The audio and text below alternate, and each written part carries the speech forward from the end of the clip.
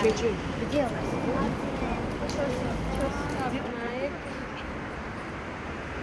Ինձ արցի են նաև Շուշիի ազատագրման օրվա հետ կապված, հա շատ ազատամարտիկներ բողոքում են, դժգոհում են, որ սոցիալապես անապահով խավ են այսօր համարվում,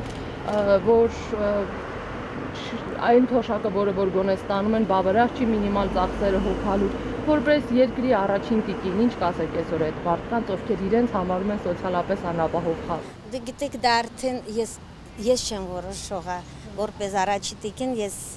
երևի ուրիշ բաներով եմ զբաղվում։ Ես ցավում եմ իհարկե, որ դժվար է, հասկանում եմ, որ դժվար է, բայց երևի դեր հարցը ուղեք դեպի պաշտպանության նախարարություն։ Ես միշտ նրանց հիշում եմ, ես ինքս էլ ինձ համարում եմ, եթե մի քիչ անհամեջ չհնչի,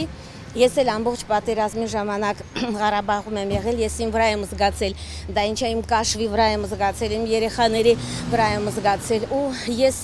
ինձ չեմ առանձնացնում նրանցից։ Ռումբերից մեկը ընկել է մեր հարևանի տան վրա։ Ու ես Բաքում էի, որ սենց ու մի անգամից տեսա ինչ որ արյուն եմ զգում ինձ վրա ու չեմ հասկանում սա ինչ էր։ Պատուհանները այսինքն այդ կես տոնանոց ռումբը, պատուհանները փշրվել են ու ես հասկացա, որ այդ փշուրներն են իմ վրա ու այդ վերքերի այդ փշուրների վերքերն են ու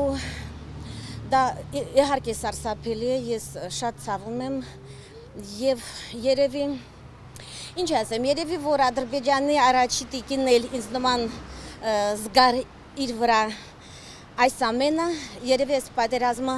վաղուց ավարտված կլիներ։